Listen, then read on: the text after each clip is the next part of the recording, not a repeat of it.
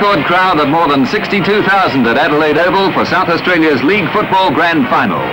Magarey medal winner, Central District strong marking half-forward Gary Window receives his award prior to the big match.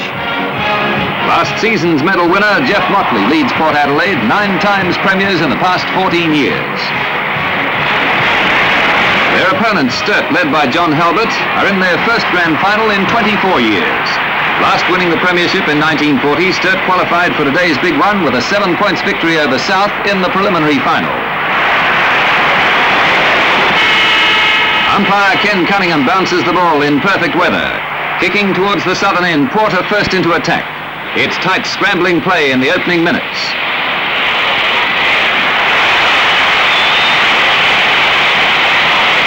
Snapping from a pack, Freeman opens scoring with a behind.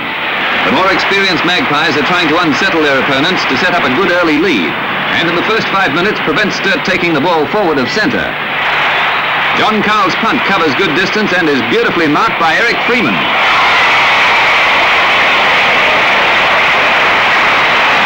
A chance for Freeman, who kicked 6 goals in his first state game, but it's offline for a behind.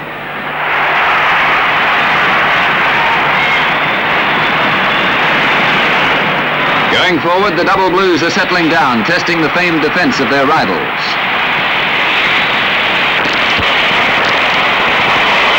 Peter Thomas kicks to Rigney. A good mark spells danger for the Magpies. Rigney drives the ball in for Mal Jones to mark, and his kick is on target for the first goal of the match. Sturt, after a hard struggle to make the grand final, hit the front. With an easing of nervous tension, the pace quickens. Paul Bagshaw pulls one down in front of Bob Philp as Sturt attempt to open up play.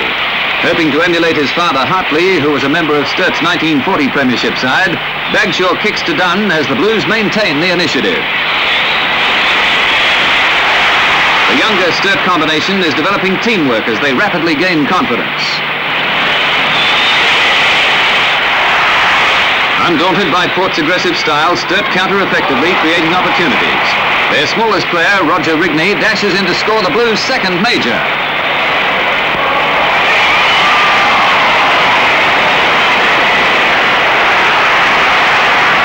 Port wins the knockout, but centreman Carl's kick is pulled down by the reliable Brenton Adcock.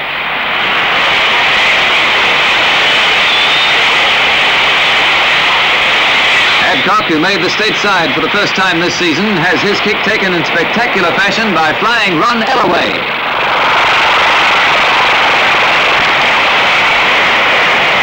Ellaway at 6'3½" is Port's tallest player, and his punt is well directed, putting maximum pressure on Sturt's defence. 19-year-old Reg Beaufoy sends the ball through the centre for the first of Port's 3 goals of the quarter.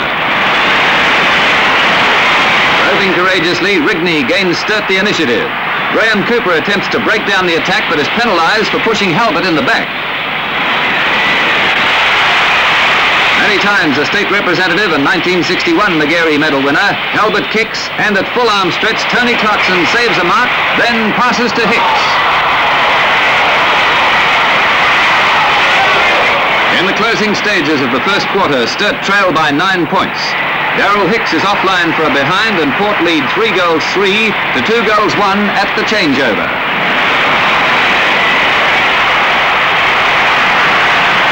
Rick Scoff drives Sturt straight into attack. The Blues' constructive play is a strong challenge to hard-tackling Port. Sturt continually strive to open up play.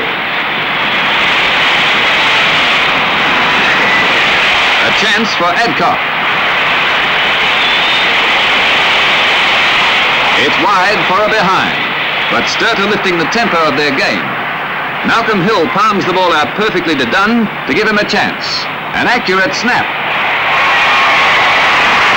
And Sturt's third goal as the Blues close on the Magpies' lead.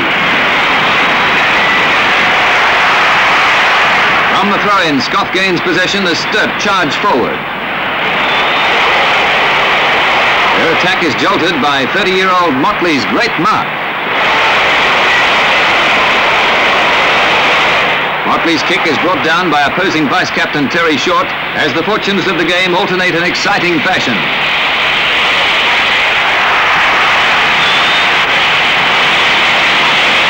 kicks to Hicks, but he's beaten by Bruce Nyland.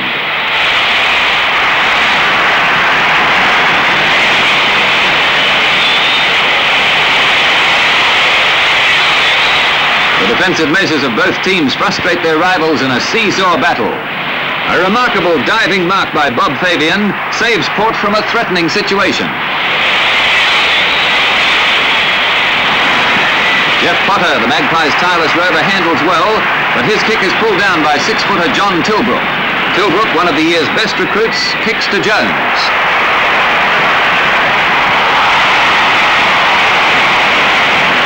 Jones, in great form, holds a screamer to give Sturt a golden opportunity.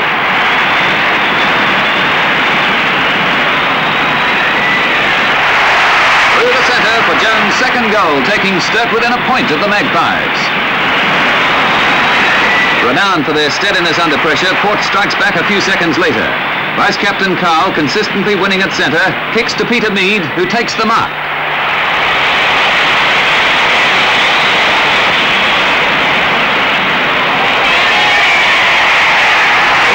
For a goal from point-blank range. Port again has spilt goals, and the Magpies add 2 majors inside a minute. Fabian, veteran of the side at 31, has his kick taken with a thrilling fingertip mark by Clarkson. The tallest player on the field, the 6'4" Clarkson, uses his height to its fullest advantage. Albert, shepherding well, allows Thomas to goal as the Blues storm back into the game.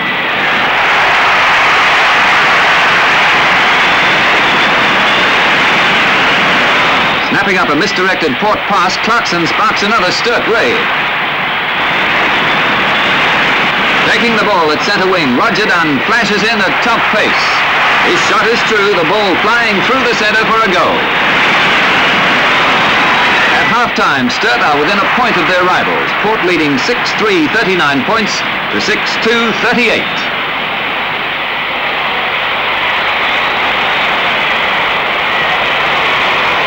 Port supporters are not unduly perturbed by the close scores. The Magpies have often proved their mettle under similar circumstances, having won the 1958 premiership by 2 points and on 2 other occasions by a margin of 3. Sturt have Scoff back at centre and Tilbrook on the opposite half-forward flank at the start of the third quarter.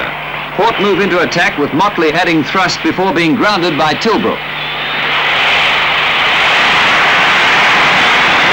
It's hard scrambling play in the early stages as harassing defence prevents safe handling.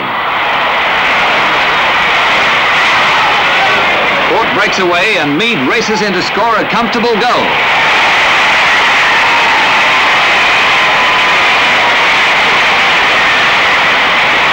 Driving his team to greater effort, Geof Motley sets a fine example. Almost impassable at half-back, he looms as a major threat to Sturt's premiership hopes. The ever-alert Port Rovers are also providing problems for the Blues. Potter's kick drifts across the goal face and out of bounds. A big let-off for Sturt. From the throw-in, Sturt gains possession and clears, but they lack cohesion and Port are beating them to the ball.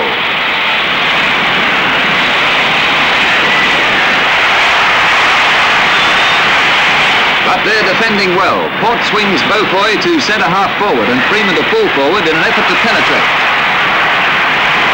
Striving desperately to lift their game, Sturt appear rattled and rush their play.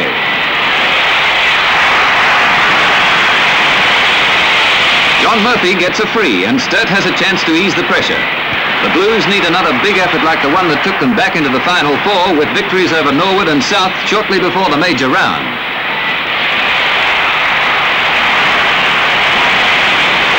But Port in command take the ball away. Freeman guides the ball through. Port go to a 22 points lead. Sturt swing Halbert to centre, Tilbrook to centre half forward and Scoff to half forward flank to strengthen the line. But there's no holding Port. They're in again as Potter snaps another.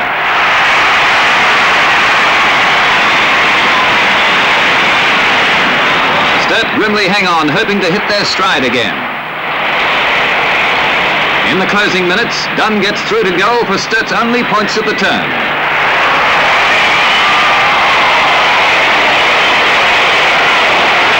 three-quarter time, Port has a 29 points advantage. For the final quarter, Sturt replace injured Rigney with Wicker, who goes onto a wing with Hicks roving. Halbert is back at centre half forward, Short at centre, Thomas at half back. Port attack with Freeman marking strongly in the second minute of play.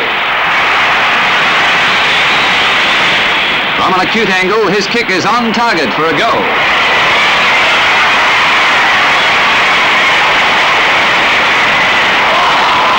Sturt trail by 35 points. They're in real trouble, but far from beaten. With renewed vigour, they surge forward into Port's hard defence. Jones marks for a sharply angled chance, and the Blues, who came from a 16-point deficit in the last quarter of the preliminary final, are poised for another dramatic fight back. Jones' kick sends them on their way.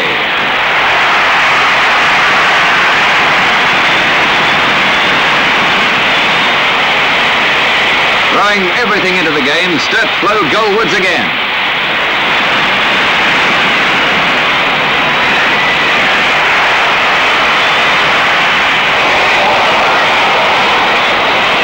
Breaking through the defence in the stand pocket, Jones steadies, and with a magnificent running angle shot, steers the ball through.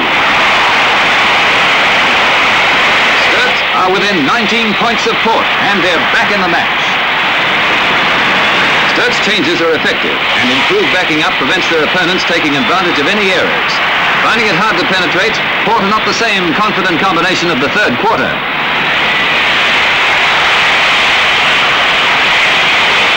Sturt drives forward, and Clarkson has a chance, but his shot hits the post for a behind.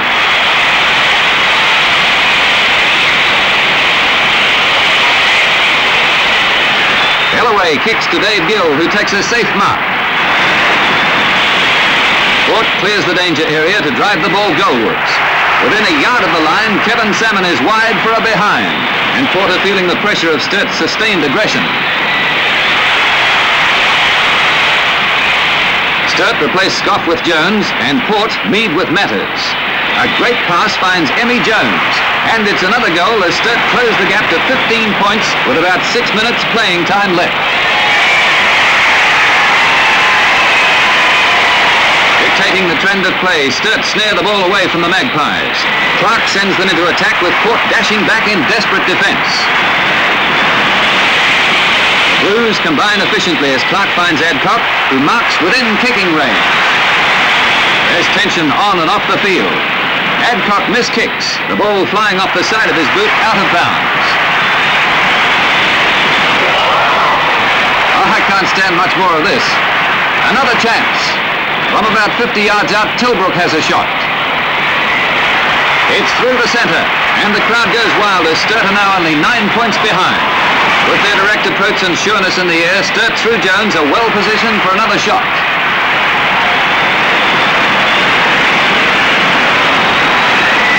A drop punt, and Jones steers it through for his 6th goal.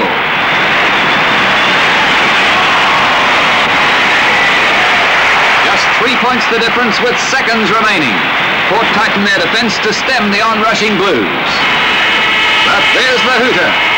Port take their 10th premiership in 15 years, 12-8-80 to 12-5-77 in a cliffhanger finish.